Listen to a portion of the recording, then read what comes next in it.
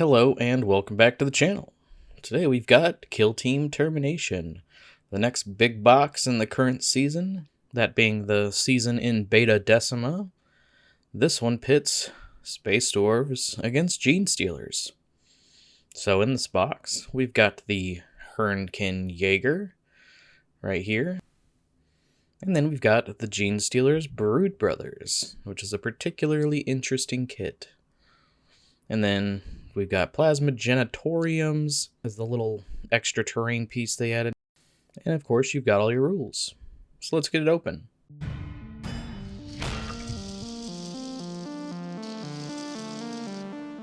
So, as a Votann player, I am particularly excited for this kit, because not only is it a kill team that matches my 40k faction, it also means that it's going to translate to 40k. Starting off, we got our bases here. And the terrain pieces are on top. These are the Plasma Genetoriums. They're pretty identical. I think they intend you to paint them differently. Looks like you get 2 sprues of that. And if we look closely here, yeah, they're the same exact sprue. But if you compare them to the Salvation terrain, it's still a pretty big piece of terrain. They've been adding some chunky terrain in the past couple boxes. Smaller than Nightmare's box, but way larger than Salvation's. But anyway, let's see what we got in here. Looks like we got our first sprue of the Hernkyn Yaegirs. You see all their trench coats on here. It's loaded up with bolt shotguns and pistols.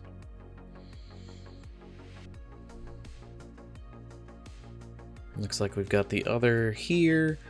So when it's a separate kit, we'll have 3 regular size sprue frames. But yeah, lots of little details and gubbins on this guy. We'll get a closer look here in a little bit. If you watch my other unboxings, we kind of just generally unbox it and then get a real close-up of every sprue. This is the Genestealer stuff left. So this is an interesting kit, because you'll notice if you are a guard player or no Cadian, this is the recently released Cadian sprue. So the intent with this is that you build these guys, but you use the Genestealer's upgrades to make them Brood Brothers, which some people say is kind of lazy, but other people like it. I like it. I think they should do this with more stuff. But that does mean that your kill team's going to be a little more traditional, Cadian or veteran guardsmen. They actually said in an article, I believe, that you could run these as veteran guardsmen. So you're kind of getting 2 kill teams in one, just they're going to be veteran guardsmen that are, you know, Genestealer-y. But this is the sprue frame that matters here. This is going to have all your Genestealer heads and the little hands with extra bits. And then this one is going to be your further along Genestealers with your Patriarch here, Magus and Primus, and then 2 Psychic Familiars. This is another kit that was previously released in 40k, so if you're a Genestealers player, you might already have it. And then you got your box in a box of rules. We'll get to those in a second. First here we've got transfer sheets for both factions. Then just a regular Votann one here. And then interestingly enough, it's a Cadian transfer sheet, so they're still trying to live that ruse of being Cadians. But the sheet's far too bright to really pick up on camera, so I apologize for that. Anyway, the box in the box of rules we got here. Now, some people don't like the rules. They don't like buying books and stuff. I mean, in a big kit like this, it's irrelevant, but this little box, I think, keeps getting a little bit better every time. And this time, it's very minuscule, but very helpful. And we'll get to that in a second. Some cool artwork on the inner cover here.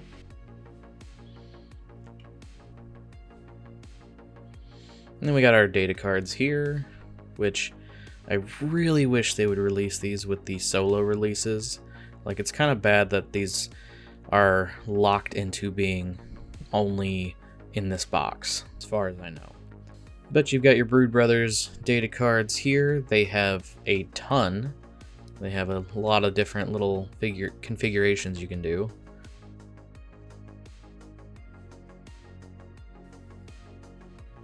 And then next we've got the Yaegirs, which have much less. So the kit builds 10, but there are only 8 cards here. And you'd think usually that means that the gunner, you'd have multiple profiles and you'd build multiple gunners like other ones.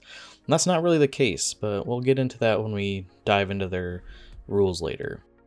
But I can tell which one's my favorite already. Look at his glasses. I love it.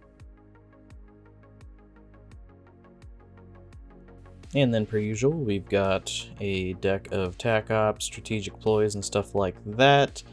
These ones are Genestealers, you can tell by the icon on the back. And yeah, it's got all your equipment, Tactical Ploys, Strategic Ploys, abilities, basically all your rules in a handy little deck of cards. Once again, I wish they would release these separately so you didn't have to buy this box to get them. Especially with how in short supply these boxes always are. And then we got the Jaeger ones here, same deal. All of your stuff. I did notice that they have like the little token guide. I don't remember if the other ones had these or not, but basically that's the little tokens that you'll see here in a minute. It's a guide on what those mean.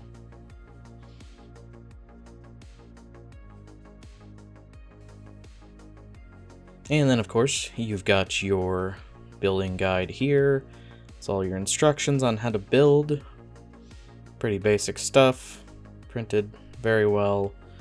I did notice in this new one, if you see to the left page here, they have all of the different weapons, like what their names are. It's really hard to see on camera because it's a little bright, but like it'll show like your flamer and your grenade launcher and stuff like that, which those ones are pretty obvious, but there are some times where weapons are very like obscure, like is this pistol or is it that pistol? Is it Volkite or is it plasma?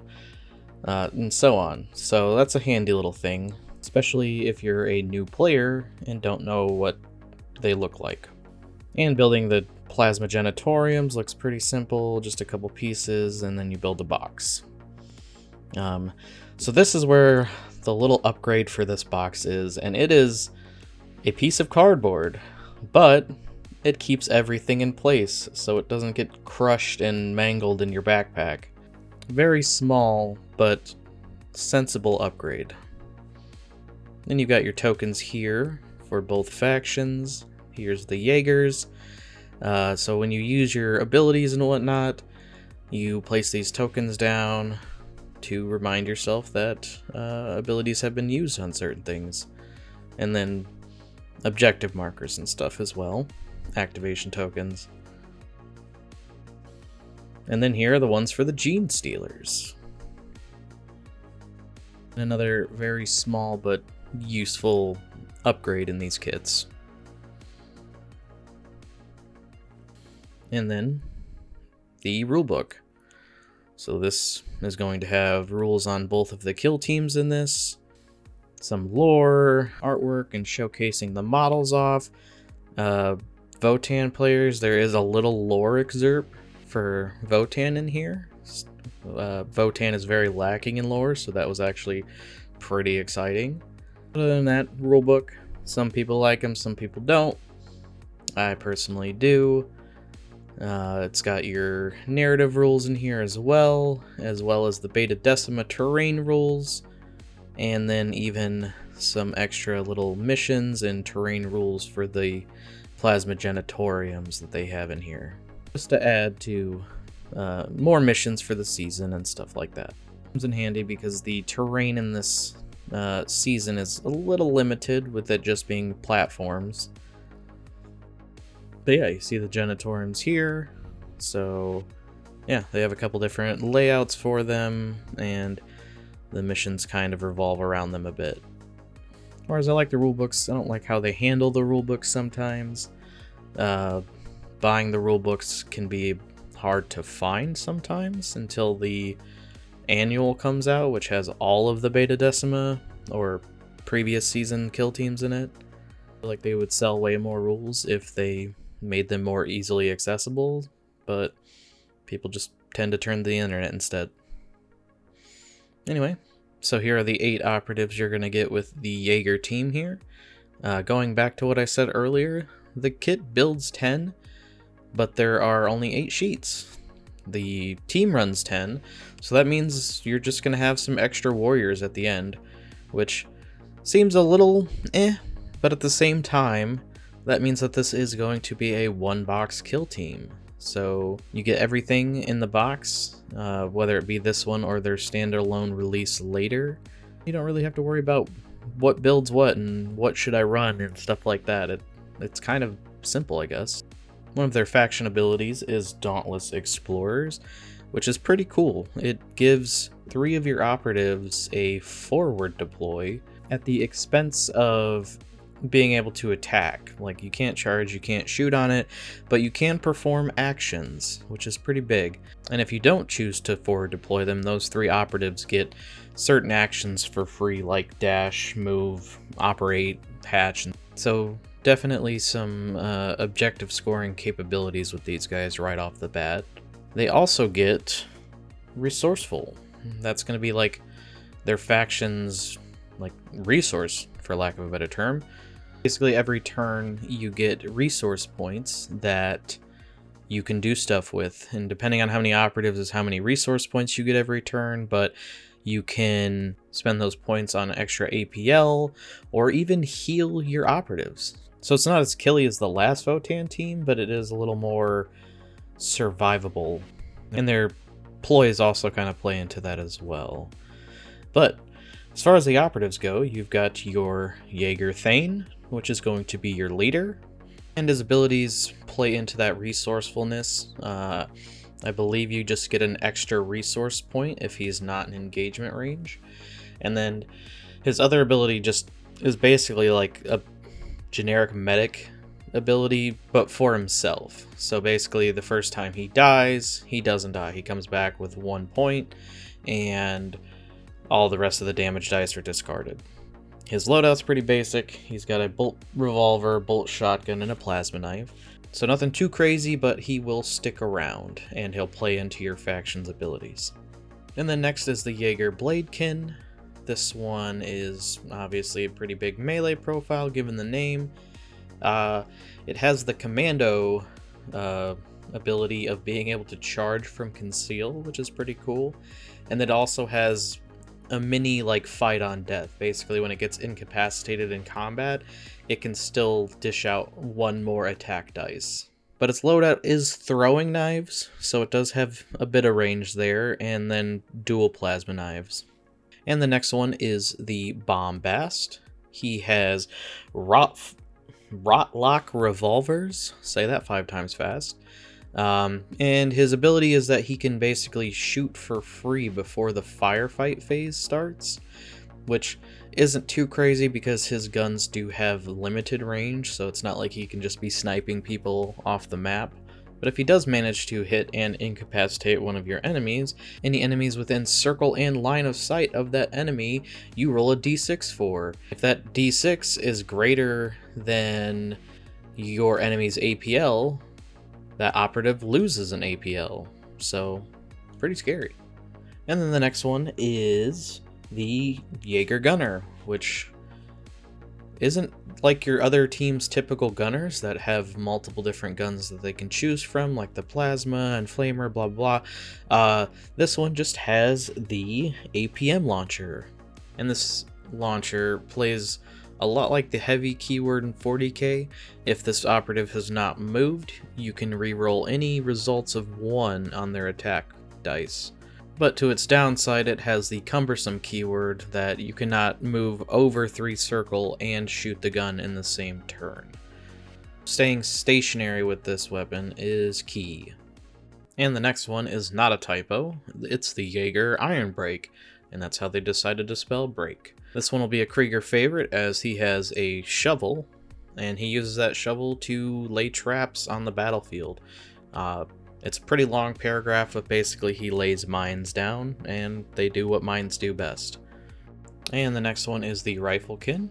He has your Magna Coil rifle. He's your sniper. His abilities play into cover. Basically, he gets 2 saves from cover instead of 1, or he can just use his cover save for a crit.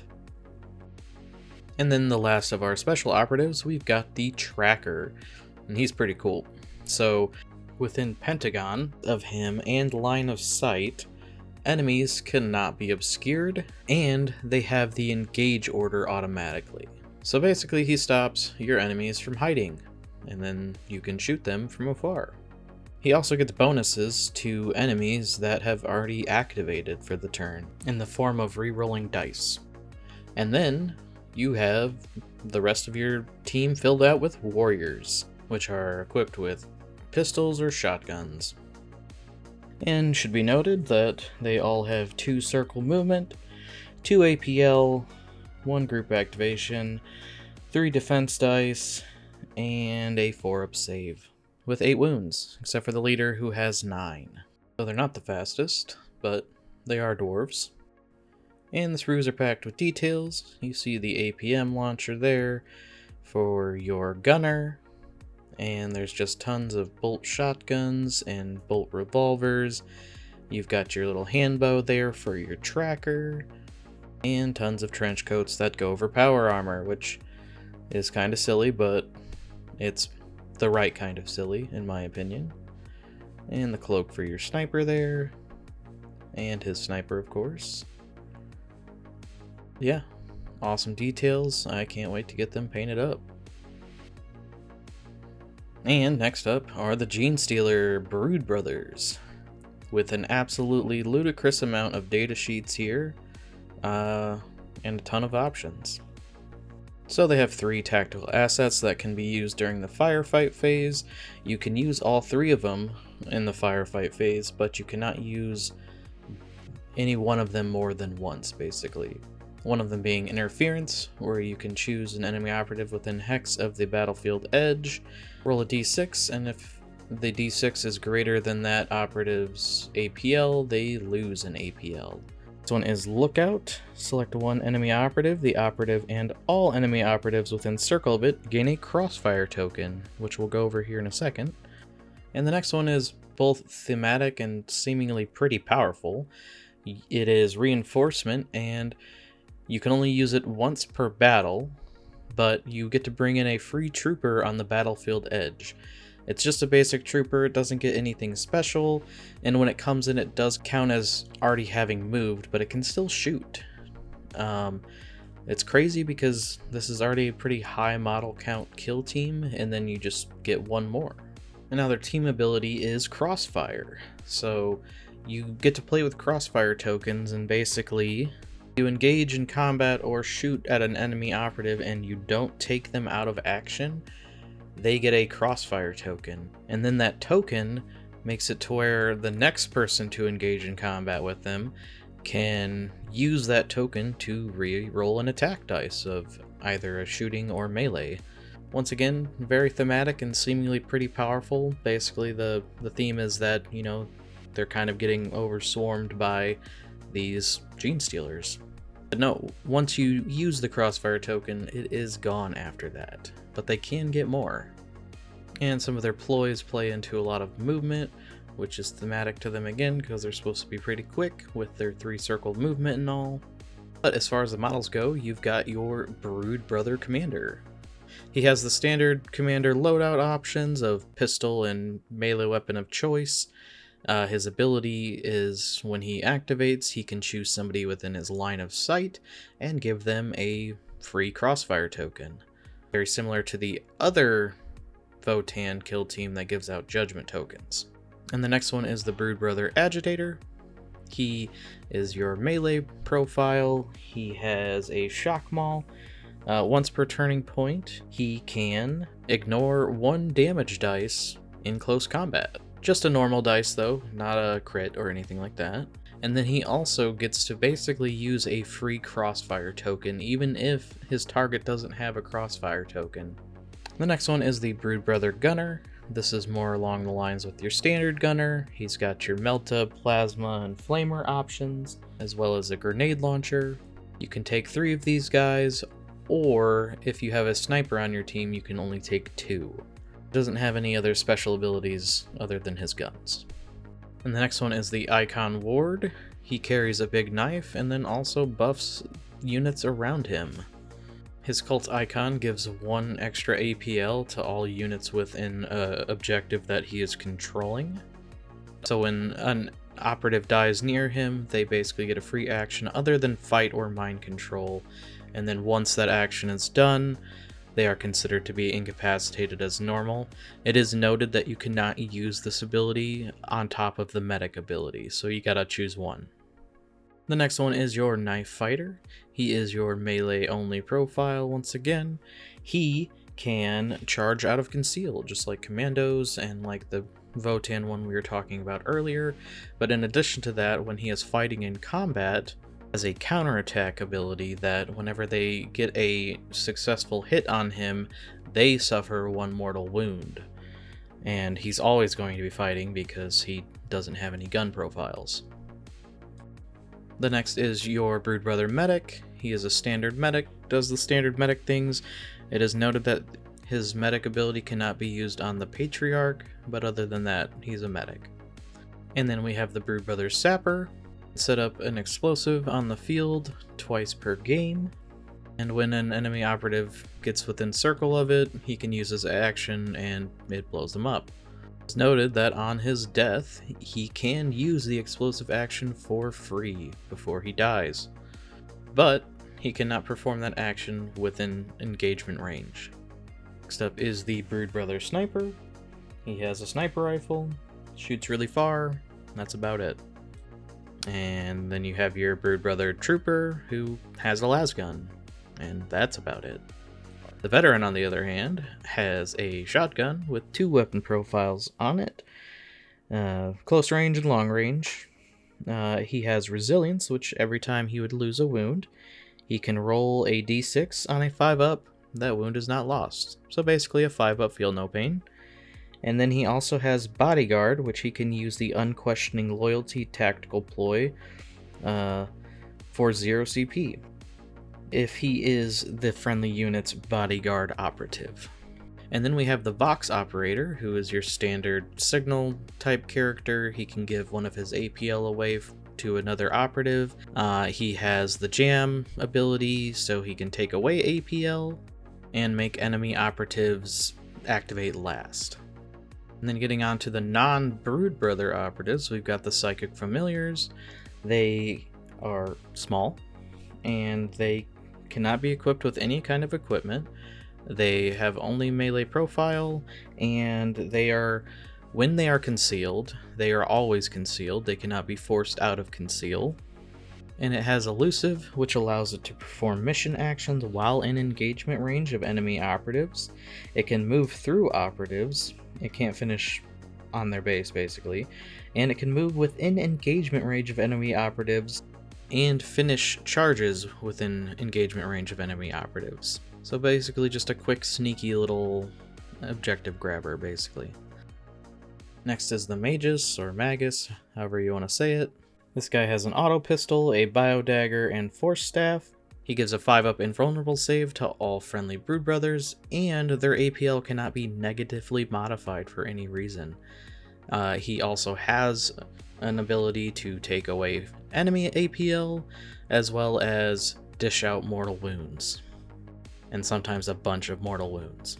And then we've got the Patriarch, who is pretty crazy. Has a 4-up invuln and cannot have his APL modified in any way, and he can also activate twice per turning point, but he only has 4 action points regardless, so you can't activate him, use 4 action points, and then activate him again and use 4 more. Basically, you can choose to use 1, and then 3 is next activation, and so on and so forth with math. Fortunately, he cannot move more than a certain distance, hex plus square. He has the monster keyword, which means he cannot be equipped with any equipment, and he cannot benefit from cover from light terrain and operatives with less than 15 wounds. Also has an ability called Mind Control, which is pretty much what it sounds like with some limitations, and you can only use it once per battle. And then for 1 APL, he can also change his order at any time, but he cannot do it within engagement range of an enemy. And then lastly, we've got the Primus. He has a scoped needle pistol, bone sword, and toxic injector claw. His abilities are Fist of the Patriarch. He can shoot or fight twice per activation. And then he also has Mastermind, which when you guys are rolling off to see who goes first, you can either add 1 to your roll, or if you didn't have initiative the previous turning point, you can just re-roll your dice completely. And then he has Conspire, which is just CP generation. You get 1 CP as long as you're not within square of an enemy operative. And that concludes their insane amount of operatives. This unfortunately is not going to be a 1-box kill team depending on how they release the box, but even if they release it with all of the contents that are in this one, it's still going to be an additional box. Well, half of a box. You need 5 more Cadians to basically get all of your weapon profiles and benefit from the extra trooper shenanigans that your abilities have. So if you are already an Astra Militarum player and you got 5 bodies laying around, that's good news for you. Or if you know somebody who plays Astra Militarum, maybe you can make a deal. But either way, not 1 box and a lot of models, which a lot of people like, so overall very cool, very powerful seeming kill team. And then getting a closer look at the sprue, you see here that obviously this is the Cadian sprue. You'll see the human heads on here. Those are the ones you're going to want to swap out, so don't use the heads on this sprue unless you paint them kind of sickly looking. But maybe you can make a deal with somebody to where you can sell off these heads and trade for some other bits. But yeah. And then we've seen this sprue before. This one is the one that they use in Warhammer 40k. So if you already played Genestealers and you already have this kit, you might be able to save yourself a few bucks by just buying a Cadian sprue and then kind of kit bashing some of the extra special weapon options, which you might even be able to get with just using some extra Genestealer bits, because if you play Genestealers, you know that you're going to have a ton of extra weapons and stuff laying around. But it is kind of cool to see the direction that Kill Team is going. Hopefully they don't go a little overboard like they did with the first edition, but introducing a big monster like the Patriarch is kind of cool. But as you can see from the sprue here, none of these bits are too crazy unique. Extra claw hands and a Genestealer staff and stuff like that, and then of course the Genestealer heads. But I'm sure it's relatively easily kit bashable.